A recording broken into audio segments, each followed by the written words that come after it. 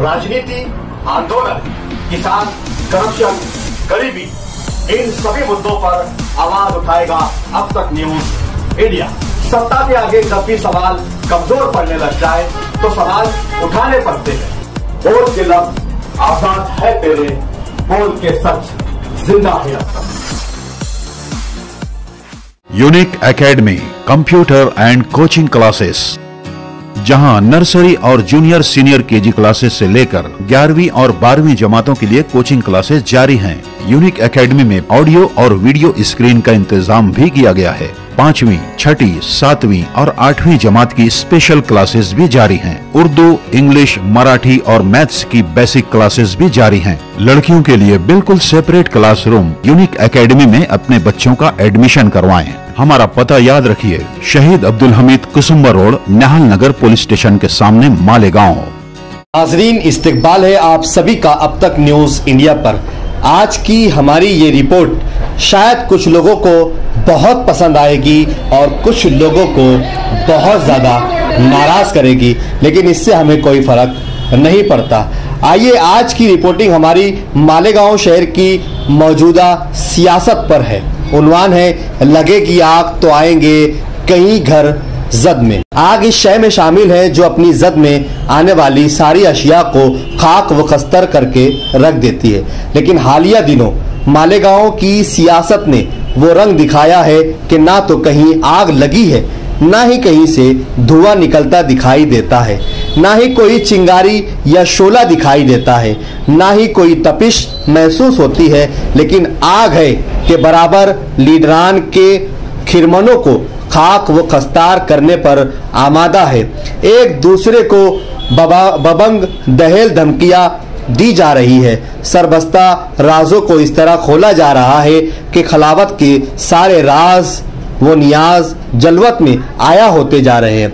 नस्फ सदी कब्ल ऐसी सियासत ना तो कभी देखी गई, ना तो कभी सुनी गई। आज की शहरी सियासत के तेवर देखकर यूं लगता है कि तामीरी सियासत का जनाजा उठा दिया गया है और तामीरी सियासत का बेकफन लाशा दफन करते हुए हर मिट्टी खाक डालने से कब्ल खश्क खम जहां पाक के नारे बुलंद किए जा रहे हैं। सियासत के इस तंजाली दौर में अगर पेशा वो रियासत दां बाहम सरबा गरीबा है तो कबाएं चाक दामनी लिए क्या मुल्ला क्या पंडित सभी एक ही सफ में यूं सीना ताने बा बरहाना निकल खड़े हुए हैं कि अपने पराये की तमीज मिट कर रह गई हो। शहरियान हैरान वो परेशान है कि किसकी सुने और किसकी ना सुने। ये अब किसे मसीहा करे, क्योंकि आज के दौर नामसायद में शीशों का मसीहा कोई नहीं। अगर एक लीडर कोई धमकी आमेज जुमला कहने की जसारत करता है तो पलटवार करते हुए मुखालफिन सैकड़ों धमकी आमेज जुमलों से इन्हें लर्जा बरनदाम कर देने की कोशिश करते हैं। ऐसे दौर फितन में सबसे ज्यादा बुरा हाल शहर का हो रहा है। तामीरी इकदामात की बजाय पय बा पय इल्जाम तराशी का बाजार गर्म होता जा रहा है। अगर इल्जाम तराशियों का यही बाजार जोरों शोर से जारी रहता तो कोई मजायका नहीं था, लेकिन अब तो हर कोई हद से सवा होकर खुले आम धमकियां देने पर आमादा दिखाई दे रहा है। कोई अगर किसी पर यह इल्जाम आयद करता है कि मुखालिफ लीडर इसे जेल में बंद करवाने पर आमादा है, तो दूसरा लीडर इसके जवाब में फौरन से पेशतर ये इल्जाम आयद कर देता है कि इसके मुखालिफ लीडर की मीटिंगों और जलसों में 20 से 25 अफराद गैर कानूनी इस्लाह लिए मौजूद रहा करते हैं। मुखालिफ लीडर जब इस इल्जाम के जवाब में यह कहता है कि मेरी जान को खतरा लाहक है और इन सब से बढ़कर अपने जिम्मेदारान फराइज से मुसलसल अजतनाबी रवैया इख्तियार करने वाले लीडर ये कहे कि मेरे पास मंजूर शुदा कानूनी इस्लाह मौजूद है, अगर ऐसी कोई नौबत आई तो मैं ही मार दूंगा। ताज्जुब होता है मौजूदा लीडरान की जहनियत पर कि शहर की तामीर व तरक्की और फलाह व बहदूद की बजाय एक दूसरे पर इल्जाम तराशी के बाजार गर्म किए हुए है। ईरान तौरान की दास्तानें बयान करने से बेहतर है कि असर हज़र की तकाज़ों को मद्देनज़र रखा जाए। लेकिन क्या करें कि जी शहूर और संजीदा तरीन अफराद आज की सियासत के जवाल और लीडरान की एक दूसरे पर इल्ज़ाम तराशियों को देखकर ये कहने पर मजबूर हो गए हैं कि शायद इनकी अकलें घास चरने गई हैं।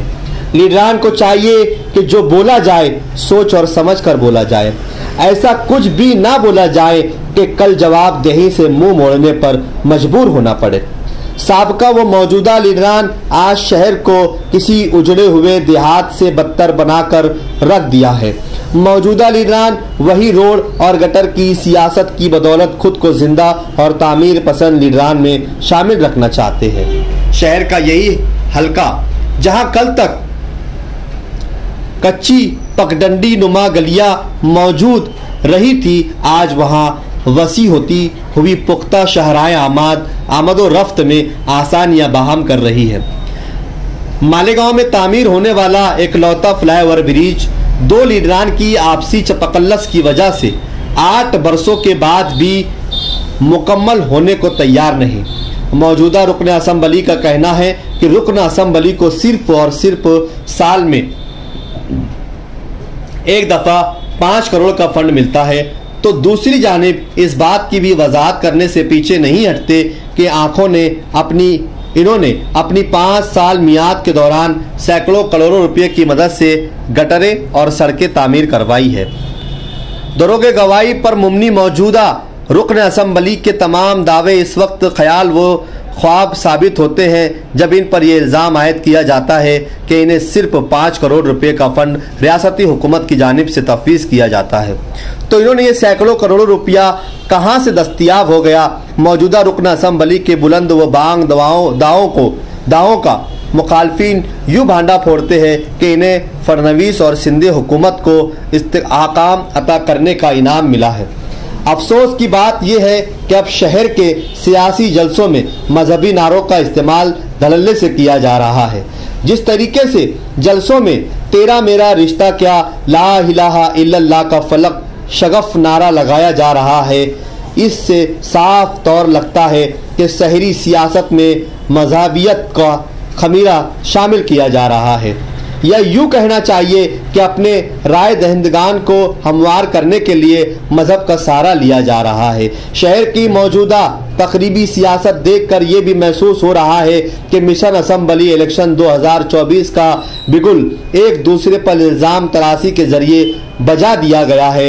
एक बार फिर शहर की आवाम को बेखौफ बनाने के लिए शहरी लीडरान एक दूसरे से दस्त गरेबा होने को तैयार है, जो कि सियासत के गिरते हुए मेयार का बैन सबूत है। कल की सियासत इंतहाई ईमानदाराना तौर तरीके इख्तियार कर रखे थे, जबकि आज की सियासत सिर्फ और सिर्फ इल्ज़ाम तराशियों पर मुमनी। ऐसी रजील सियासत की शक्ल व शबाहत में ढल गई है जैसे कोई जिस्म फरोश औरत चौक चौराहों पर अपने कपड़े उतार कर दाद ऐश देने को तैयार हो गई हो। अगर मौजूदा असर की सियासत का यही हाल रहा तो अजब नहीं कि कल घरों की आग बाजारों तक आन पहुंचेगी, और जब ये आग बाजारों से निकलकर घरों तक आएगी तो शहरियान के दिलों में यह एहसास गुजरे के लगेगी आग तो आएंगे घर कहीं जद में, लगेगी आग तो आएंगे घर कहीं जद में, यहाँ पर सिर्फ हमारा मकान थोड़ी है। नाजरीन, ये थी आज की हमारी मौजूदा सियासत फिर एक मुख्तसर सी रिपोर्ट। आपको हमारी ये रिपोर्ट कैसी लगी आप कमेंट बॉक्स में हमें ज़रूर बताइए, और साथ ही साथ आप कैसी सियासत मालेगांव शहर में चाहते हैं ये भी कमेंट बॉक्स में बताइए, या फिर जिस तरीके की सियासत आज इस शहर में हो रही है, की जा रही है, कर रहे हैं, उसको आप कैसे देखते हैं ये आप जरूर बताइए। हमारा सवाल इस शहर के उन बाशऊर लोगों से है जो पर्दे के पीछे से इस शहर की सियासत को चलाते हैं।